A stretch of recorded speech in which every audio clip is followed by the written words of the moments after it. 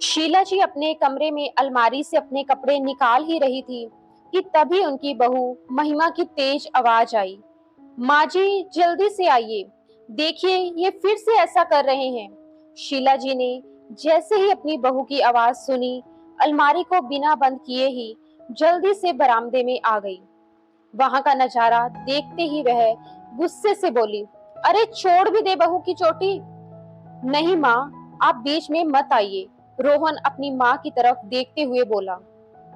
तभी महिमा ने अपनी चोटी छुड़वा ली और नाराजगी भरे अंदाज में अपनी सास के पास जाकर उनसे लिपट गई। फिर हंसते हुए रोहन की ओर देखते हुए बोली, अब खींचो चोटी, और मजाक में उसे मुंह चिढ़ा दिया। यह देखकर रोहन भी झुंझला कर बोला, देखा माँ, इसने फिर मुंह चिढ़ाया, आपने इसे बहुत ज्यादा सिर पर चढ़ा रखा है। शीला जी हंसते हुए बोली, सिर तो मैंने तुझे भी बहुत चढ़ा रखा है। इतना कहते ही शीला जी और महिमा दोनों जोर जोर से हंस पड़ी और रोहन भी अपनी नाराजगी भूलकर मुस्कुरा दिया। पूरा घर ठाकों से गूंज उठा और ये छोटी छोटी शरारतें उनके मजबूत रिश्ते की गहराई को दर्शा रही थी। फिर रोहन अपनी माँ के गले लगकर बोला, क्या सारा प्यार अपनी बहू को ही दोगी? इतने में शीला जी बोली, ये देखो, तुम दोनों के चक्कर में मैं अलमारी को खुला ही छोड़ आई, कहीं चूहा ना चला गया हो। तभी रोहन मुस्कुराते हुए बोला, तो क्या हुआ माँ, अगर चूहे ने आपके कपड़े कुतर भी दिए तो महिमा की अलमारी में कपड़ों का पिटारा है, वो किस दिन काम आएगा। महिमा अपनी सास की तरफ देखते हुए बोली, माँ जी, क्या आपने पैकिंग कर ली? कहाँ बेटा, मुझे तो वैसे भी समझ नहीं आ रहा कि कौन सी साड़ी पहनूं, शीला जी ने मुस्कुराते हुए कहा। रोहन हंसते हुए बोला, अच्छा माँ, मैं निकलता हूँ, नहीं तो पूरा दिन तुम दोनों सास बहू की बातों के चक्कर में ही निकल जाएगा। ऐसा कहकर उसने अपनी माँ के पैर छुए और फिर ऑफिस के लिए निकल गया। रोहन के जाते ही महिमा मुस्कुराते हुए शीला जी के साथ उनके कमरे में चली गई। शीला जी एक एक कर साड़ियों को देखने लगी। तभी महिमा की नजर एक खूबसूरत रेशमी साड़ी पर पड़ी। उसने साड़ी को हल्के से छूते हुए कहा, माँ, ये साड़ी तो आपके ऊपर बहुत ही खूबसूरत लगेगी। शीला जी ने साड़ी को देखा और फिर महिमा की ओर मुस्कुरा कर बोली, पर यह तो बहुत ही भड़कीली लग रही है, मेरे लिए ठीक रहेगी क्या? महिमा ने प्यार से उनका हाथ पकड़ते हुए कहा, अरे माँ, आप जब इसे पहनेंगी तो हर कोई आपको देखता रह जाएगा। माँ, हम ऐसे ही एक साड़ी स्नेहा दीदी के लिए भी ले लेंगे, उनके ऊपर बहुत जचेगी। अभी महिमा ये बात कह ही रही थी कि अचानक उसके फोन की रिंगटोन बजी। उसने फोन देखा और खुशी से बोली, अरे ये तो स्नेहा दीदी का कॉल है। उसने तुरंत फोन उठाया और उत्साह से बोली, दीदी आप कैसी हैं? अभी मैं माँ से आपकी ही बात कर रही थी। उधर से स्नेहा की आवाज आई, मैं ठीक हूँ भाभी, आप बताइए माँ और रोहन कैसे हैं? और हाँ, ट्रेन की टिकट बुक हो गई या नहीं? देखो भाभी, मेरे ससुराल में ये पहला बड़ा काम है, इसीलिए आप लोगों को समय पर पहुंचना ही होगा, नहीं तो आप तो जानती ही हैं, मेरी सास मुझे ताने मारेगी और कहेगी, तेरी ननद की शादी है, अगर तेरी बेटी की होती तो तेरी माँ दौड़ी दौड़ी आती। इतना कहते कहते स्नेहा की आवाज भर गई। महिमा ने जैसे ही स्नेहा की बातें सुनी, उसकी आंखें नम हो गई। वह महसूस कर सकती थी कि स्नेहा के दिल में कितना दर्द और शिकायतें छुपी हुई हैं। उसने बिना कुछ कहे फोन उठाया और धीरे से शीला जी की ओर बढ़ा दिया। माँ, आप ही बात कर लीजिए। शीला जी ने महिमा की आंखों में देख समझ लिया कि स्नेहा की आवाज में उदासी थी। उन्होंने तुरंत फोन थामा और प्यार भरी आवाज में बोली, स्नेहा बेटा, कैसी है तू? शीला जी ने फोन कान से लगाते ही स्नेह भरी आवाज में पूछा। उधर से स्नेहा की आवाज आई, मैं ठीक हूँ माँ, लेकिन आप लोग समय पर आ रहे हैं ना? भाभी से कहिए कि मेरी सास को कोई शिकायत का मौका ना मिले, वरना वो ताने मार मार कर परेशान कर देगी। शीला जी हल्का सा मुस्कुराई। अरे पगली, तुझे क्यों चिंता हो रही है? तेरा ससुराल है, हम कैसे नहीं आएंगे? हम सब आ रहे हैं। और हाँ, महिमा ने तेरे लिए एक सुंदर साड़ी के साथ गोल्ड का हार भी लिया है। सच माँ? स्नेहा की आवाज में अचानक खुशी झलकने लगी। भाभी, आप कितनी अच्छी हैं। महिमा पास ही खड़ी मुस्कुरा रही थी। अरे दीदी, आप मेरी बड़ी बहन जैसी हैं, आपके लिए इतना तो बनता ही है। स्नेहा अब थोड़ा हल्का महसूस कर रही थी। ठीक है माँ, मैं रखती हूँ, लेकिन आप लोग जल्दी से टिकट बुक करवा लें और समय पर पहुंचे, वरना मेरी सास। शीला जी ने हंसते हुए टोक दिया। अरे, अब सास की चिंता छोड़ और अपनी तैयारी पर ध्यान दे, सब कुछ ठीक होगा। तेरा मायका तुझे कभी शिकायत का मौका नहीं देगा। स्नेहा ने नम आंखों से फोन रख दिया और उधर शीला जी और महिमा ने एक दूसरे की ओर देख मुस्कुरा दिया। अब बस सफर की तैयारियां करनी थी। महिमा ने सबसे पहले अपनी सास शीला जी की पैकिंग करवा दी। अलमारी से 5 सुंदर साड़ियां निकाली, जिनमें से 2 खास मौकों के लिए थी। साथ ही कुछ गहने भी एक छोटे डिब्बे में रख दिए। इसके बाद उसने एक और सूटकेस निकाला और उसमें स्नेहा के ससुराल वालों के लिए गिफ्ट पैक करने लगी। मिठाइयाँ, कुछ खास सूखे मेवे और परिवार के हर सदस्य के लिए छोटे छोटे तोहफे रखे। शीला जी पास खड़ी मुस्कुरा रही थी। महिमा, तूने तो सारी जिम्मेदारी अपने सर पर ले ली। महिमा हंसते हुए बोली, माँ, जब बेटी की ननंद की शादी हो तो भाभी को तो तैयारियां करनी ही पड़ती है ना। शीला जी ने प्यार से महिमा की पीठ थपथपाई। तो सच में मेरी बेटी है। अगर हर घर में ऐसी बहू हो तो माँ को कभी बेटी की कमी महसूस ही ना हो।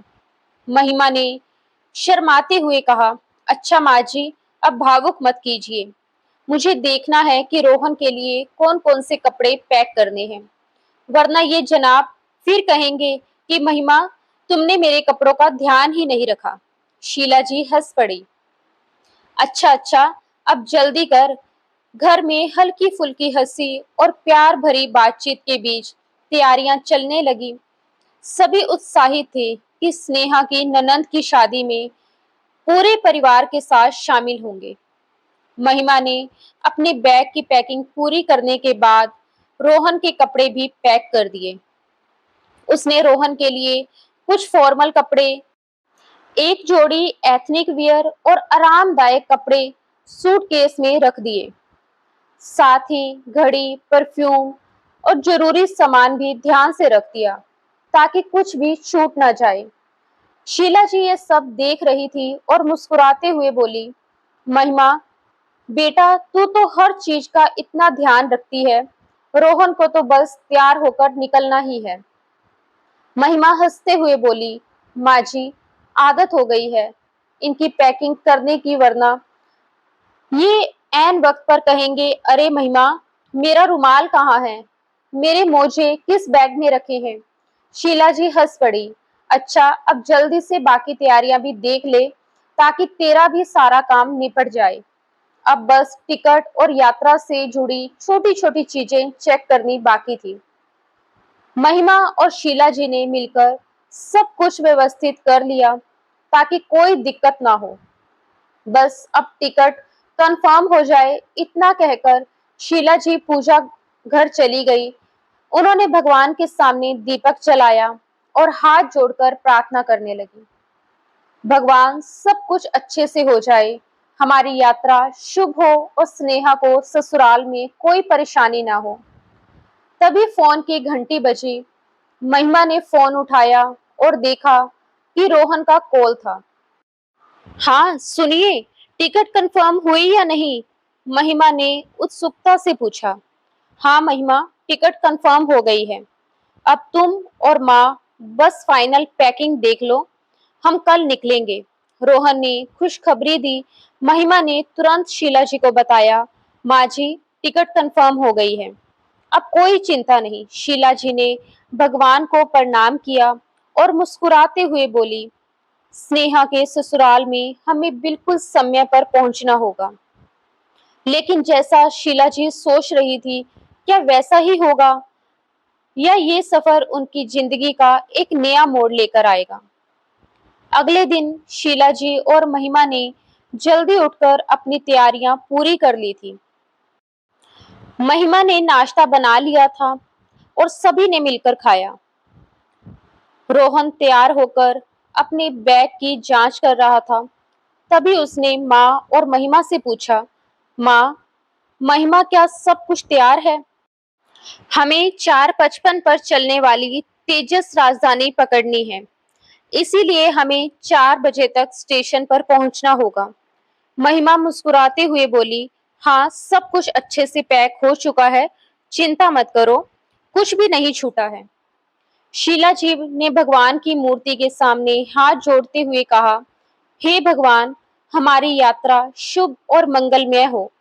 फिर उन्होंने महिमा की ओर देखा और कहा, चलो बेटा अब जल्दी से निकलते हैं, वरना स्टेशन पहुंचने में देर हो जाएगी। रोहन ने टिकट और अपना आधार कार्ड एक बार फिर जांच किया। फिर वह बैग उठाते हुए बोला, टैक्सी आ चुकी है, अब हमें निकलना चाहिए। महिमा ने जल्दी से घर के दरवाजों को अच्छे से बंद किया और सभी टैक्सी में बैठकर रेलवे स्टेशन की ओर रवाना हो गए। टैक्सी में बैठते ही शीला जी ने गहरी सांस ली और खिड़की से बाहर देखते हुए बोली, स्नेहा कितनी खुश होगी हमें देखकर, कितने महीनों बाद मिलेंगे उससे।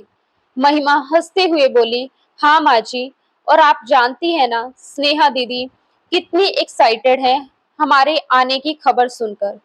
महिमा और माँ की बातें सुनकर रोहन मुस्कुराते हुए बोला, हर बहन और बेटी खुश होती है जब उसके मायके वाले आते हैं। स्टेशन की हलचल तेज हो चुकी थी। चारों ओर अनाउंसमेंट हो रही थी। लोग अपने सामान के साथ भागते दौड़ते नजर आ रहे थे। शीला जी, महिमा और रोहन भी अपने सूटकेस संभालते हुए प्लेटफॉर्म की ओर बढ़ रहे थे। रोहन ने टिकट निकाल कर देखा और बोला, हमारी ट्रेन प्लेटफॉर्म नंबर 5 से जाएगी, चलो उधर चलते हैं। महिमा ने शीला जी का हाथ पकड़ लिया और बोली, माँ जी जरा धीरे चलिए, भीड़ बहुत है। शीला जी मुस्कुराई, अरे बेटा इतनी भी बूढ़ी नहीं हुई कि तुम मुझे पकड़ कर चलो। रोहन हंसते हुए बोला, माँ ये तुम्हारी देखभाल कर रही है और तुम मजाक कर रही हो। इतने में ट्रेन आने की अनाउंसमेंट हुई। तीनों ने अपनी रफ्तार तेज कर दी। प्लेटफॉर्म पर पहुंचकर देखा कि ट्रेन आ चुकी थी। महिमा ने जल्दी से अपनी सीट ढूंढी और शीला जी को बैठने में मदद की। रोहन ने सामान व्यवस्थित किया और बोला, अब आराम से बैठो, सफर लंबा है। शीला जी ने एक लंबी सांस ली और खिड़की से बाहर झांकते हुए बोली, कितने दिनों बाद ट्रेन का सफर कर रही हूँ, सच में पुराने दिन याद आ गए। महिमा मुस्कुराई, हाँ माँ जी, और इस सफर की सबसे अच्छी बात यह है कि हम दीदी से मिलने जा रहे हैं। ट्रेन धीरे धीरे चलने लगी। शीला जी ने भगवान का नाम लिया। ट्रेन तेजी से पटरी पर दौड़ रही थी। शीला जी, महिमा और रोहन सफर का आनंद ले रहे थे। तभी एक परिवार उनकी सामने वाली सीट पर आकर बैठा। एक युवा दंपति और उनकी लगभग 4 साल की छोटी बेटी। छोटी बच्ची गुलाबी रंग के फ्रॉक पहने थी। उनकी दो छोटी छोटी चोटियां बनी हुई थी और उसकी आंखों में एक अजीब सी मासूमियत थी। वह बड़ी उत्सुकता से इधर उधर देख रही थी। उस महिला ने शीला जी की ओर मुस्कुराकर देखा और बोली, नमस्ते आंटी जी, आप कहाँ तक जा रहे हैं? शीला जी मुस्कुराते हुए बोली, मुंबई। महिला तुरंत बोली, हम भी वही जा रहे हैं और ये मेरी बेटी रौनक है। शीला जी मुस्कुरा दी और बोली, अच्छा है बेटा, सफर में साथ हो तो समय अच्छे से कट जाता है। रौनक धीरे धीरे शीला जी के पास सरक आई और उनके पास बैठकर अपनी छोटी छोटी उंगलियों से उनकी साड़ी के पल्लू से खेलने लगी। महिमा को ये देखकर हंसी आ गई। अरे रौनक को तो माँ जी की साड़ी बहुत पसंद आ गई। तभी रौनक की मम्मी बोली, हाँ, इसे ऐसे ही नई चीजों में दिलचस्पी रहती है। रोहन ने बच्ची से हंसते हुए पूछा, रौनक, तुमने बताया नहीं, कहाँ जा रही हो बच्ची? बच्ची ने मासूमियत से जवाब दिया, नानी के घर। ये सुनते ही शीला जी की आंखों में हल्की चमक आई। उन्होंने प्यार से रौनक के सर पर हाथ फेरा और मुस्कुराते हुए बोली, अच्छा, तो तुम अपनी नानी के घर जा रही हो और मैं अपनी बेटी के घर। रौनक खुशी से सिर हिलाने लगी। ट्रेन का सफर अब और भी रोचक हो गया था। अनजान लोग भी जब सफर में साथ होते हैं तो कुछ ही पलों में अपनापन महसूस होने लगता है। शाम ढल चुकी थी और तेजस राजधानी अपनी पूरी रफ्तार से मुंबई की ओर बढ़ रही थी। खिड़की के बाहर गहरी अंधेरी रात में छोटे छोटे गांव, खेत और दूर चमकती रोशनी दिखाई दे रही थी। शीला जी खिड़की से बाहर देख रही थी। जब महिमा ने मुस्कुराते हुए पूछा, माँ जी, क्या हुआ, क्या सोच रही हैं? शीला जी ने मुस्कुराकर जवाब दिया, बस यूं ही सफर करते हुए पुराने दिनों की याद आ गई। जब स्नेहा छोटी थी तो हम भी ऐसे ही सफर किया करते थे। वो खिड़की से बाहर देखने की जिद करती थी और मैं डरती थी कि कहीं हाथ बाहर ना चला जाए। महिमा हंस पड़ी। दीदी बचपन में भी इतनी शरारती थी। अरे पूछो मत, और रोहन तो उससे भी 2 कदम आगे था। रोहन, जो अभी तक अपने फोन में व्यस्त था, हंसकर बोला, अरे माँ, अब मेरी पोल मत खोलो। महिमा और शीला जी हंस पड़ी। धीरे धीरे रात और गहरी होने लगी और सफर आराम से कट रहा था। ट्रेन अपनी तेज रफ्तार में थी और सभी यात्री अपनी अपनी सीटों पर व्यवस्थित थे। रात के 8 बज चुके थे। टीटी टिकट चेक कर चुका था और अब ट्रेन स्टाफ डिनर परोसने की तैयारी में था। रोहन, खाना लगने वाला है, क्या मंगवाना है? महिमा ने पूछा। मुझे तो सिंपल दाल चावल और सब्जी चाहिए। सफर में हल्का खाना ही अच्छा लगता है। शीला जी ने भी हामी भरी, हाँ, सफर में भारी खाना ठीक नहीं होता। थोड़ी ही देर में अटेंडेंट थाली लेकर आ गए। सभी ने गर्मा गर्म खाना खाया, दाल चावल रोटी सब्जी और सलाद। रोहन ने कहा, वाह, खाना तो बढ़िया था, अब नींद भी अच्छी आएगी खाने के बाद। सभी ने अपनी अपनी सीटें ठीक कर ली। रोहन ने भी अपनी सीट ठीक करी और आराम से लेटकर आंखें बंद कर ली और महिमा भी सुस्ताने लगी। शीला जी ने एक लंबी सांस ली और धीरे धीरे अपनी आंखें बंद कर ली। रात के 10 बज चुके थे और ट्रेन में सब गहरी नींद में थे। ट्रेन अपनी तेज रफ्तार से दौड़ रही थी। बाहर घना अंधेरा छाया हुआ था। सिर्फ पटरी पर दौड़ती ट्रेन की रोशनी ही दिखाई दे रही थी। सभी यात्री अपनी अपनी सीटों पर चैन की नींद सो रहे थे। शीला जी की आंख अचानक खुल गई। उन्हें हल्की सी बेचैनी महसूस हो रही थी। उन्होंने बगल में देखा, रोहन गहरी नींद में सो रहा था। उन्होंने सोचा कि उसे उठाने का कोई फायदा नहीं, इसीलिए वह चुपचाप उठी और धीरे धीरे चलती हुई वॉशरूम की ओर बढ़ गई। जैसे ही वॉशरूम का दरवाजा खुला, तभी उन्हें किसी की धीमी आवाज सुनाई दी। आवाज वॉशरूम के पास खड़े किसी व्यक्ति की थी, जो फोन पर किसी से बात कर रहा था। हाँ, सब वैसे ही हो रहा है जैसे प्लान किया था। शीला जी के कदम ठिठक गए। मुंबई जैसे ही पहुंचे, समझो काम हो जाएगा। अब शीला जी को बेचैनी महसूस होने लगी। कौन था ये आदमी? किस काम की बात कर रहा था? उन्होंने ध्यान से सुनने की कोशिश की। शीला जी की सांसें तेज हो गई। उनके हाथ पैर ठंडे पड़ने लगे। उन्होंने हल्के से झांकने की कोशिश की, लेकिन ट्रेन की हलचल और धीमी रोशनी के कारण चेहरा साफ नजर नहीं आया। तभी उस आदमी ने कुछ ऐसा कहा जिसे सुनकर शीला जी के पैरों तले जमीन खिसक गई। आखिर शीला जी ने ऐसा क्या सुना था और अब क्या होगा? आइए जानते हैं आगे की कहानी में। शीला जी डरती हुई वॉशरूम से बाहर निकली। उनके दिल की धड़कन तेज हो चुकी थी।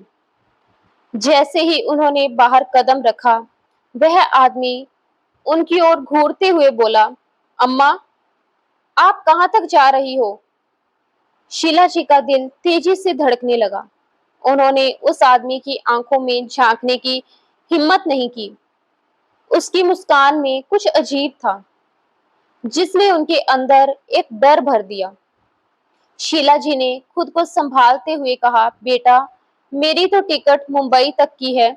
मैं वहां अपनी बेटी के घर जा रही हूँ। आदमी ने हल्की हंसी हंसते हुए सिर हिलाया और बोला, अम्मा, इस सफर में जितनी जल्दी हो सके सही जगह पर उतर जाना चाहिए। कभी कभी मंजिल तक पहुंचना मुमकिन नहीं होता। अम्मा, मेरी बात मानो, रतलाम आने वाला है, आप वहीं उतर जाओ तो अच्छा रहेगा। शीला जी के रोंगटे खड़े हो गए। वह बिना कुछ कहे धीरे धीरे अपनी सीट की तरफ बढ़ने लगी, लेकिन तभी आदमी की आवाज फिर से आई, अम्मा, रतलाम आने वाला है, सोच लो। शीला जी ने कोई जवाब नहीं दिया और तेज कदमों से वहां से निकल गई। सीट पर पहुंचते ही उन्होंने चारों ओर नजर दौड़ाई। सब सो रहे थे, कोई भी जाग नहीं रहा था। उन्होंने रोहन को जगाने की कोशिश की, लेकिन फिर सोचा कि कहीं वह घबरा ना जाए। उनका मन अब जोर जोर से धड़क रहा था। आखिर ये आदमी कौन था? उसने ऐसा क्यों कहा? और क्या सच में कोई अनहोनी होने वाली थी? शीला जी का दिल तेजी से धड़क रहा था। उनके माथे पर पसीने की बूंदें झलकने लगी थी और उन्होंने एक नजर अपनी सीट की तरफ डाली। रोहन और महिमा दोनों ही गहरी नींद में थे। ट्रेन अपनी रफ्तार से चल रही थी, लेकिन शीला जी का मन अशांत था। उन्होंने धीरे से सीट पर बैठकर अपनी साड़ी का पल्लू ठीक किया और खिड़की से बाहर झांकने लगी। रात का अंधेरा चारों ओर फैला था और ट्रेन की खिड़की से बाहर दिखने वाली रोशनी जो पल भर में ओझल हो जाती। अचानक ट्रेन में अनाउंसमेंट हुई, अगला स्टेशन रतलाम है। ये ट्रेन रतलाम स्टेशन पर कुछ ही मिनटों के लिए रुकेगी। शीला जी का मन अब और घबरा गया। उन्होंने फिर एक बार रोहन को देखा, जो गहरी नींद में था। महिमा भी चैन से सो रही थी। शीला जी के हाथ कांप रहे थे। उन्हें समझ नहीं आ रहा था कि जो उन्होंने सुना वह सच था या उनका भ्रम। लेकिन उस अजनबी व्यक्ति की आंखों में जो अजीब सी सिहरन थी, वो उन्हें बेचैन कर रही थी। उन्होंने एक गहरी सांस ली और अपनी चप्पलें ठीक की। नहीं, मैं ऐसा बिल्कुल नहीं होने दूंगी, उन्होंने मन ही मन सोचा। फिर बिना किसी को जगाए, बिना कोई आवाज किए, उन्होंने अपना पर्स उठाया और सीट से उठ खड़ी हुई। ट्रेन की स्पीड थोड़ी धीमी होने लगी थी, जिससे साफ पता चल रहा था कि रतलाम स्टेशन आने वाला है। उन्होंने एक आखिरी बार रोहन और महिमा की तरफ देखा, जैसे उन्हें अपनी आंखों में समा लेना चाहती हूँ। बस भगवान इनका ख्याल रखना। इतना कहकर उन्होंने अपनी साड़ी का पल्लू अच्छे से संभाला और तेजी से दरवाजे की तरफ बढ़ गई। जैसे ही ट्रेन रतलाम स्टेशन पर रुकी, उन्होंने इधर उधर देखा। रात के इस पहर स्टेशन पर हल्की हल्की चहल पहल थी। ट्रेन के गेट के पास खड़े गार्ड ने उनकी तरफ देखा, लेकिन कुछ कहा नहीं। शीला जी ने बिना किसी की नजर में आए जल्दी से प्लेटफॉर्म पर कदम रख दिया। ट्रेन ने कुछ ही सेकंड में फिर सीटी दी और धीरे धीरे चलने लगी। शीला जी वहीं खड़ी रह गई। उनकी आंखों में डर, बेचैनी और अनिश्चितता थी। अब क्या करूं? उन्होंने मन ही मन सोचा और पीछे मुड़कर देखने लगी कि कहीं वह अजनबी व्यक्ति उनका पीछा तो नहीं कर रहा। आखिर शीला जी ने ऐसा क्या सुना था और अब वह अकेली रतलाम स्टेशन पर क्या करेगी? चलिए जानते हैं आगे की कहानी में। रात के लगभग 1 बज चुके थे। ट्रेन अपनी तेज रफ्तार से मुंबई की ओर बढ़ रही थी। अचानक रोहन की आंख खुली। उसे हल्की प्यास महसूस हुई तो वह उठकर पानी की बोतल उठाने लगा। जैसे ही उसने सामने देखा तो माँ की सीट खाली थी। रोहन ने पहले सोचा कि शायद माँ वॉशरूम गई होगी, लेकिन जब काफी समय बाद भी उन्होंने वापस आकर चादर नहीं ओढ़ी तो उसके मन में बेचैनी बढ़ने लगी। उसने धीरे से पास बैठी महिमा को हिलाया। महिमा, उठो, माँ दिख नहीं रही है। महिमा पहले तो अधखुली आंखों से इधर उधर देखती रही, फिर झटके से उठ बैठी। क्या माँ नहीं है?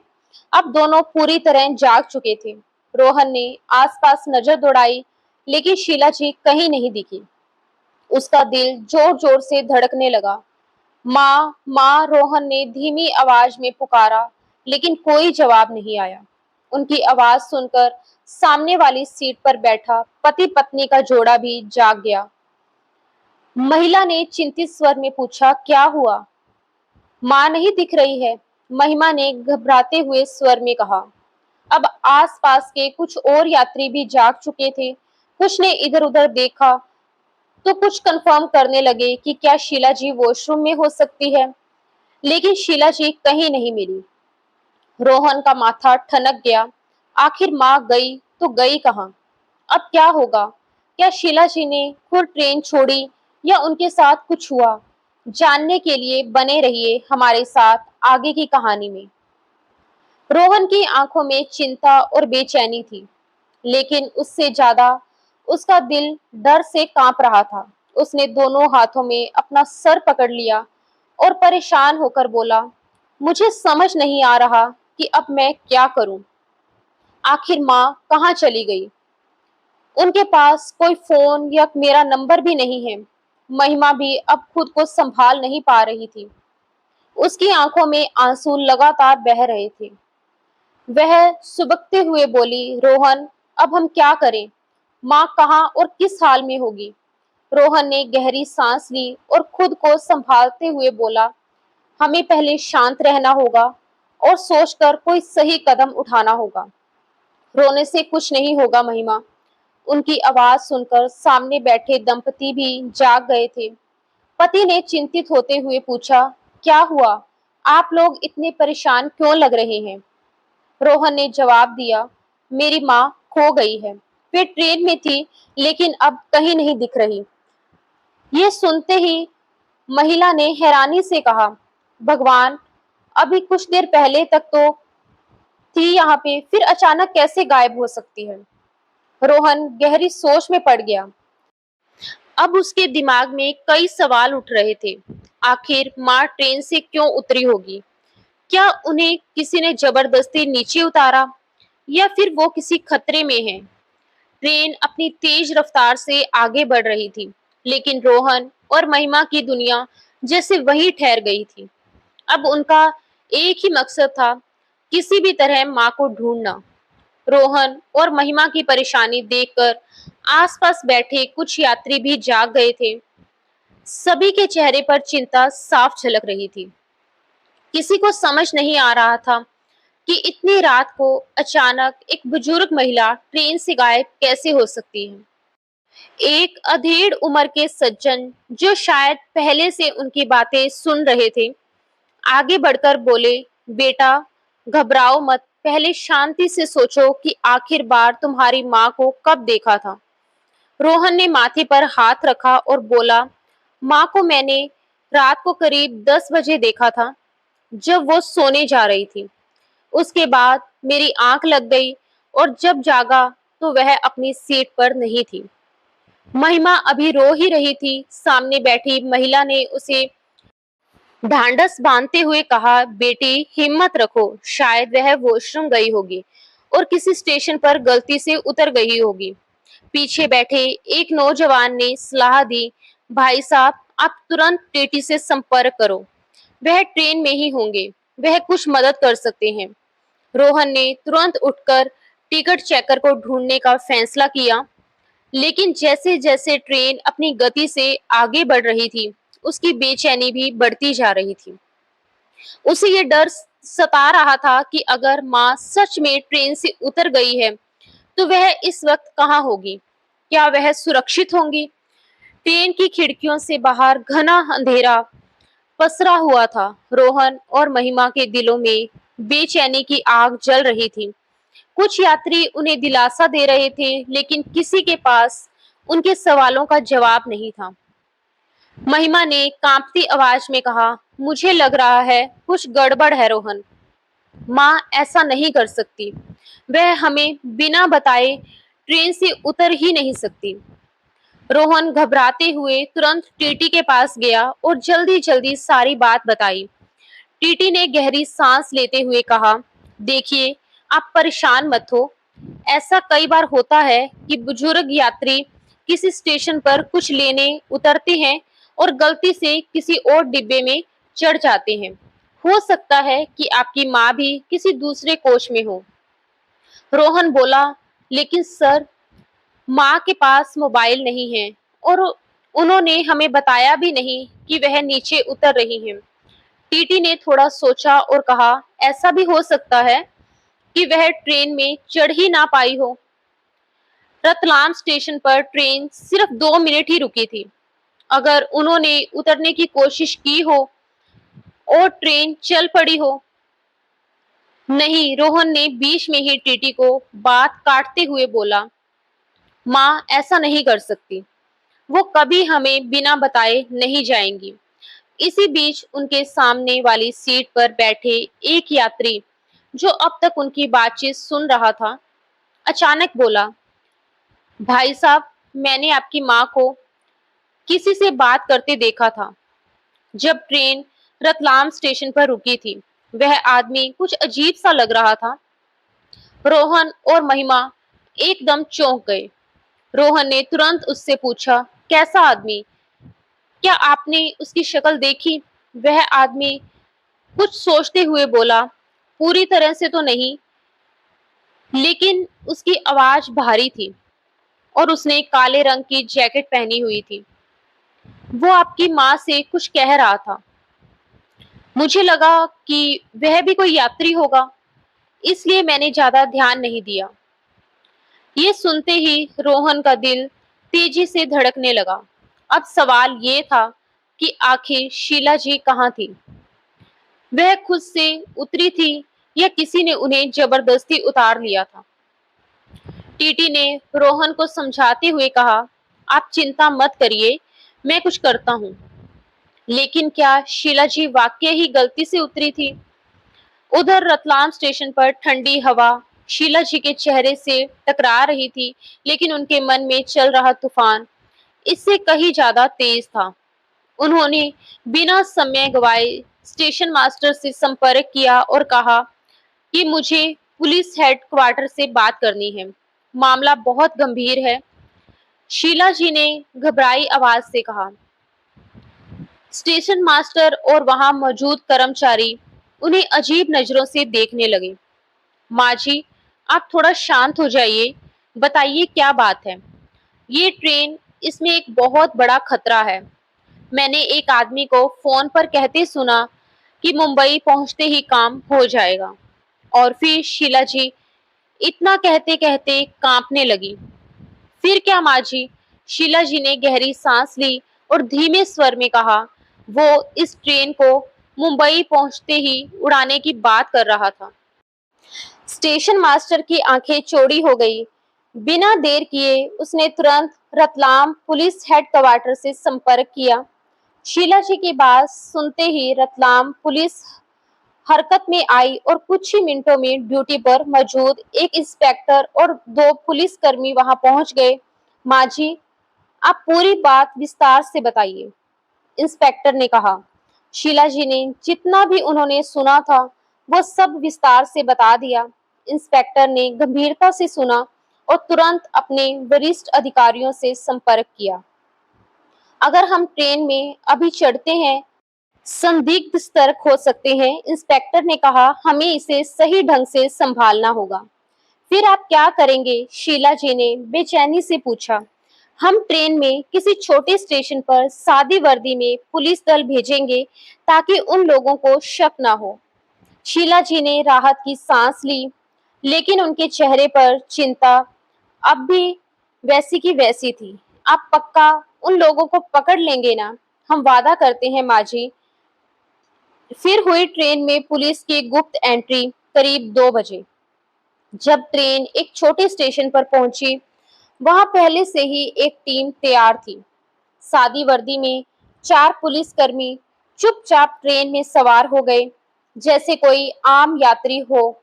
उनके पास सिर्फ एक ही निर्देश था, संदिग्धों को ढूंढना। लेकिन हड़बड़ी मत करना, ट्रेन अब धीरे धीरे अपनी मंजिल की ओर बढ़ रही थी। लेकिन इस बार उसमें पुलिस की सतर्क नजर भी थी। रतलाम पुलिस के इंस्पेक्टर ने जब शीला जी से पूछा, क्या आप उस आदमी को पहचान बता सकती हैं? तो शीला जी ने गहरी सांस ली। हाँ साहब, मैंने उसे ध्यान से देखा था। वो करीब 40 से 45 साल का था। हल्के काले रंग की जैकेट पहनी हुई थी और सिर पर टोपी थी।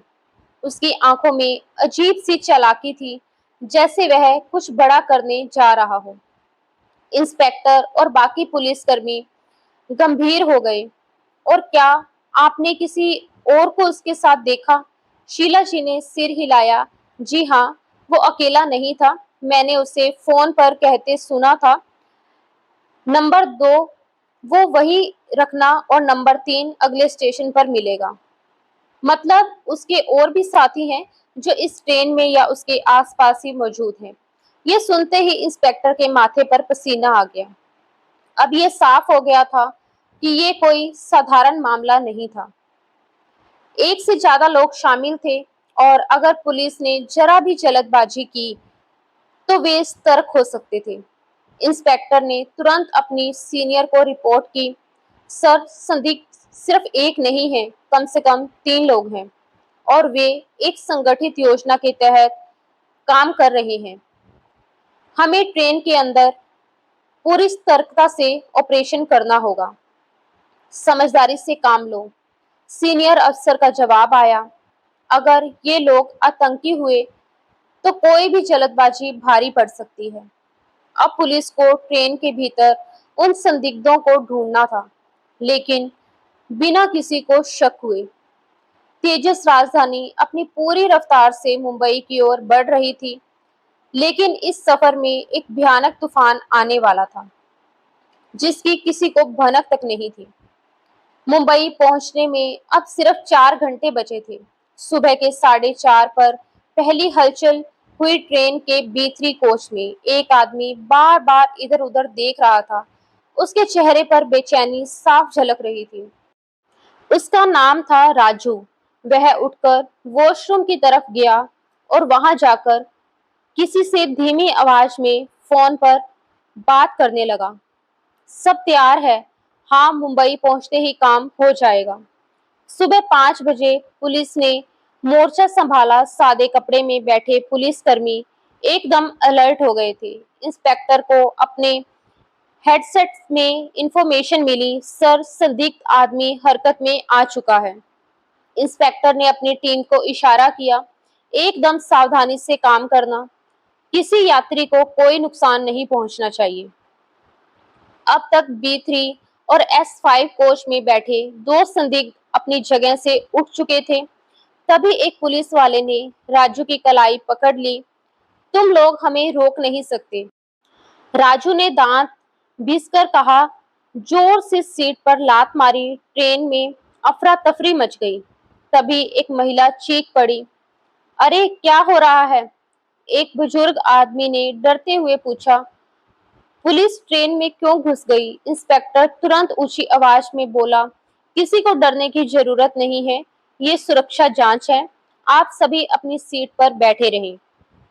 ट्रेन में बैठे यात्री एक दूसरे की ओर सहमे हुए देखने लगे। सब समझ गए थे कि जरूर कुछ हुआ है। रोहन और महिमा, जो पहले से ही अपनी माँ की गुमशुदगी को लेकर परेशान थे, अचानक ट्रेन में बढ़ती हलचल को देखकर और घबरा गए। महिमा ने चिंतित होकर कहा, रोहन, ये सब क्या हो रहा है? पहले माँ गायब और अब ये पुलिस कहीं कुछ हो तो नहीं गया। रोहन की आंखों में बेचैनी थी। मुझे भी समझ नहीं आ रहा पुलिस अचानक ट्रेन में क्यों चढ़ गई। उनके सामने बैठे वह दंपति ने कहा, लगता है कोई बड़ा मामला है, हमें टीटी से पूछना चाहिए। रोहन ने हिम्मत करके टीटी को रोका और पूछा, साहब ये सब क्या हो रहा है? टीटी ने गंभीर स्वर में कहा, देखिए मैं ज्यादा कुछ नहीं बता सकता, लेकिन सुरक्षा कारणों से पुलिस ने ट्रेन में चेकिंग बढ़ा दी है। आप घबराइए नहीं, अब ट्रेन में सिर्फ एक आतंकी बचा था, सबसे शातिर और खतरनाक। उसने झटके से अपनी जेब से चाकू निकाला और सामने बैठे एक यात्री को पकड़ लिया। कोई आगे आया तो इसे मार दूंगा। पूरी ट्रेन में सन्नाटा छा गया। यात्री हिल भी नहीं रहे थे। इंस्पेक्टर ने अपनी जेब से पिस्तौल निकाली, लेकिन उन्हें इस स्थिति को बिना खून खराबे के संभालना था। महिमा का चेहरा सफेद पड़ गया। उसने रोहन का हाथ कसकर पकड़ लिया। रोहन ने उसकी ओर देखा। हमें घबराना नहीं चाहिए, इंस्पेक्टर ने ठंडे दिमाग से कहा। देख, अगर तूने कोई भी हरकत की तो तुझे जिंदा नहीं छोड़ा जाएगा। आतंकी हंसा, मुझे मरने से डर नहीं लगता। तभी पीछे से एक पुलिस वाले ने जोर से उसके हाथ पर प्रहार किया और यात्री को छुड़ा लिया। आतंकी जमीन पर गिर पड़ा और पुलिस ने उसे भी पकड़ लिया। अब तक ट्रेन के सभी यात्री बिल्कुल चुपचाप बैठे थे। किसी को भी यकीन नहीं हो रहा था कि वे कितनी बड़ी मुसीबत में फंसने वाले थे। तीनों आतंकियों को पकड़ लिया गया। अब ट्रेन में कोई खतरा नहीं था। इंस्पेक्टर ने माइक उठाया और सभी यात्रियों को संबोधित किया कि आप सभी का धन्यवाद। स्थिति अब पूरी तरह नियंत्रण में है। कृपया अपनी यात्रा जारी रखें और मुंबई पहुंचने तक संयम बनाए रखें। यात्री राहत की सांस लेने लगे। कुछ लोगों ने पुलिस के लिए तालियां भी बजाई। रोहन और महिमा अब भी यही सोच रहे थे कि आखिर माँ कहाँ चली गई। जब शीला जी को एहसास हुआ कि उनकी मौजूदगी अब जरूरी नहीं है, तभी एक पुलिस अधिकारी उनके पास आया और सम्मान पूर्वक बोला, माँ जी, आपने जो किया वह काबिले तारीफ है। अगर आप ना होती तो ना जाने कितनी जानें चली जाती। हम आपको ऐसे अकेले नहीं जाने देंगे।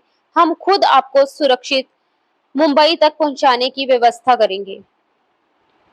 शीला जी पहले तो हिचकिचाई, लेकिन पुलिस अधिकारियों की जिद के आगे उन्हें मानना पड़ा।